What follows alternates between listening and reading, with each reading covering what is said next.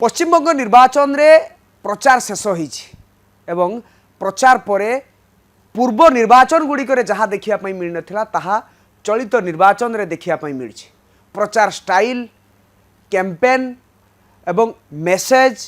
Narrative strategy ए सबू को जदि देखा ताहले भारतीय जनता पार्टी उपरे हावी रही टीएमसी उपरे हावी रही भारतीय जनता पार्टी ए सबू भितरे किंतु एथर सबुठारु नजर थिला ओडिशा बीजेपी रो भारतीय जनता पार्टी रो नेतांको उपरे से माने एथर भारतीय जनता पार्टी पई पश्चिमबंग निर्वाचन रे गेम चेंजर हेबे कि। नमस्कार, पॉलिटिकल पोस्टमार्टम रो आउ एक अध्याय को स्वागत करुछि मु दुष्मंत। आज चर्चा आलोचना करिबा पश्चिमबंग निर्वाचन रे भारतीय जनता पार्टी रो ओडिशा रो नेता माने अर्थात बीजेपी ओडिशा रो नेता माने तांकर रुतवा तांकर पारियापणिया एथर देखेबे कि बा प्रदर्शित करिवे कि कारण लगातार भाव रे निर्वाचन रो अव्यवहित पूर्वरु 2 मास धरी पश्चिमबंग रे डेरा पकाई रहिले भारतीय जनता पार्टी रो नेतृवृंद माने भारतीय जनता पार्टी रो टॉप ब्रास जो माने रहिचंती मुख्यमंत्री मोहन माझी को कथा कहबा बीजेपी राज्य सभापति मनमोहन सामल को कथा कहबा 12 रु अधिक मंत्री को कथा कहबा पाखापाखि 40 रु अधिक विधायकों को कथा कहबा अधिकांश नेतृवृंद पश्चिमबंग रे डेरा पकाई रहिले एवं दायित्व नेले बुथवारी 36 टी विधानसभा निर्वाचन मंडली रे जोठारे कि ओडिशा रो लोक बा ओडिया भोटर रहिचंती दीर्घ वर्ष धरी जो माने पश्चिमबंग बासिंदा हो सारी ओडिशा रो जो जो जगार जो जो अंचल रोचंती सेठारे ओडिशा बीजेपी रो नेता माने प्रचार रो दायित्व नेले। मुख्यमंत्री मोहन माझी माराथन पश्चिमबंग गस्त कले, रोड शो कले, भोट भिक्षा कले। मुख्यमंत्री मोहन माझी पश्चिमबंगर जो टीएमसी रो सुप्रीमो जी रही ममता बानर्जी को अटैक कले एवं शाणित आक्रमण माध्यम ओडिशा रे बीजेपी सरकार आसीबा परे किभली भाव रे विकास होईची पश्चिमबंग रे जदि भारतीय जनता पार्टी रो सरकार आसे ताहले पश्चिमबंगर मध्य विकास हो बोली मुख्यमंत्री मोहन माझी प्रतिश्रुति देले किंतु ए प्रतिश्रुति केते काम दबो पश्चिमबंग भोटर को मोहन माझी को प्रतिश्रुति सुहाइबो कि बा आस्था भाजन हेबे कि पश्चिमबंगर ओडिया भोटर मोहन माझी को ऊपर बा सही भरोसा करी भारतीय जनता पार्टी को भोट देवे कि। मनमोहन सामल मोदी को स्टाइल रे प्रचार कले मोदी जो जगार झालमुड़ी खाइतिले सेही जगार प्रचार कले एवं नरेंद्र मोदी जेभली ढंगरे झालमुड़ी खाई प्रचार करथिले मनमोहन सामल मध्य समान स्ट्राटेजी रे प्रचार कले किंतु ए सबु भितरे गोटिए कथा कह जाउची जे केते प्रभाव रहिबो। आपण जानिथिबे धर्मेंद्र प्रधान मध्य पश्चिमबंग रे कल बल कौशल एवं निजर समर्थकों सहित पश्चिमबंग रे प्रचार करिसेंती। आपण देखंतु 2टी पर्याय निर्वाचन पश्चिमबंग रे अर्थात प्रथम पर्याय और द्वितीय पर्याय। प्रथम पर्याय निर्वाचन रे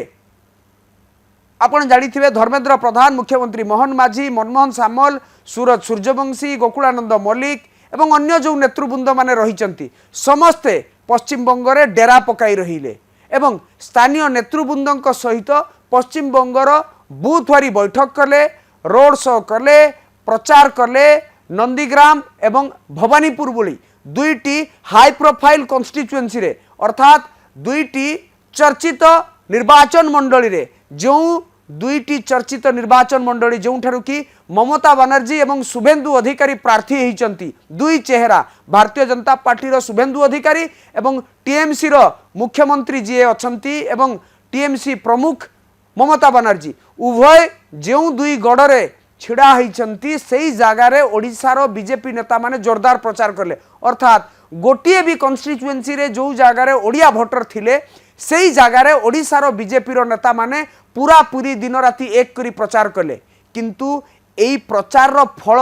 बा एई प्रचार केते प्रभावी हेबो ताहा वर्तमान सबुठारु बड़ प्रश्न। राजनैतिक समीक्षक माने मध्य कहउचंती पूर्वरु ओडिशा रो बीजेपी नेता जो माने रहिचंती अन्य कौनसी राज्य रे एभली ढंगरे प्रचार करिया पई देखिया पई मिल नथिला जहां पश्चिमबंग रे देखिया पई मिलछि। जदियो झारखंड निर्वाचन मंडली रे बा झारखंड निर्वाचन समय रे जेतेबेले विधानसभा निर्वाचन झारखंड रे होउतला सेतेबेले मुख्यमंत्री मोहन माझी कथा कहबा, धर्मेंद्र प्रधान को कथा कहबा,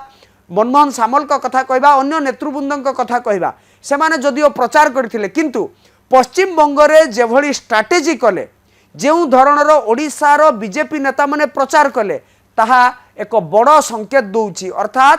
ओडिशा बीजेपी पश्चिम बंगरे किभली भाव में भारतीय जनता पार्टी सरकार करिबो, जो केंद्रीय नेतृत्व माने भारतीय जनता पार्टी रणनीति प्रस्तुत करथिले, सेही रणनीति को आधार करी भारतीय जनता पार्टी रो ओडिशार नेतृवृंद माने पश्चिम बंगरे दल पई प्रचार करथिले। आपण बड़ कथा कहा जाउची जे जो 36टी निर्वाचन मंडली रे ओडिया भोटर रहिचंती, सेठारे बूथ वारी ओडिशार नेता मानकु दायित्व दिया जाइथला। प्रतिटी निर्वाचन मंडली रे जणे मंत्री एवं ता सहित 2 जण विधायकों को मध्य दायित्व दिया जाइथला एवं गली कंदी प्रत्येकटी छकरे प्रचार करथिले। चा कोटीटू नहीं हाट दुकान बजार छकरे प्रचार करथिले, किंतु वास्तविक भाव में ए प्रचार केते प्रभावी हबो, कारण प्रथम पर्याय निर्वाचन एवं द्वितीय पर्याय निर्वाचन ए दुईटी कथार जदि आमे तर्जमा करिबा, प्रचार स्टाइल भिन्न भिन्न थिला। प्रथम पर्याय निर्वाचन परे परे अमित शाह गणमाध्यम रे आसी जेभली डंगरे दंभक्ति प्रकाश कले एवं 100 रु अधिक सीट जितिबे बोली कही भारतीय जनता पार्टी टीएमसी को बड़ वार्ता देला जे से भलो प्रदर्शन करुछि। बंगाल के प्रथम चरण के मतदाताओं ने स्पष्ट कर दिया है कि बंगाल भी उसमें जुड़ने जा रहा है। 16 जिलों की 52 सीटों पर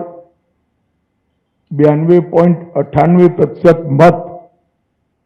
ये निश्चित रूप से बताता है कि दीदी जाने वाली है और भाजपा आने वाली है। किंतु ममता बनर्जी मध्य काउंटर कले जे पश्चिम बंगरे केवल टीएमसी ही सरकार करिवो। द्वितीय पर्यायर निर्वाचन अव्यवहित पूर्व नरेंद्र मोदी सीधा सड़क कहिले एवं शपथ केबे नब भारतीय जनता पार्टी सरकार पश्चिम बंगरे तार तारीख मध्य बतईदेले एवं द्वितीय पर्याय निर्वाचन पूर्व गोटे बड़ वार्ता देवाई चेष्टा कले जे पश्चिम बंगरे भारतीय जनता पार्टी सरकार करिवो, जहाकू काउंटर कले ममता बनर्जी एवं से सीधा सड़क गोटे कथा कहले जे प्रथम पर्यायर मध्य भारतीय जनता पार्टी को पराजित करी सेंचुरी मारिवो टीएमसी, द्वितीय पर्यायर मध्य जो द्वितीय पर्याय निर्वाचन रे मध्य भारतीय जनता पार्टी को पराजित करी टीएमसी सेंचुरी मारिवो। अर्थात सी मध्य सीधा सड़क कहउचंती जे टीएमसी पश्चिम बंगरे सरकार करिवो। बंगाल में हो रहा बम्पर मतदान ये साफ साफ दिखा रहा है कि भय हार रहा है और भरोसे की जीत पक्की है। ठीक 10 दिन बाद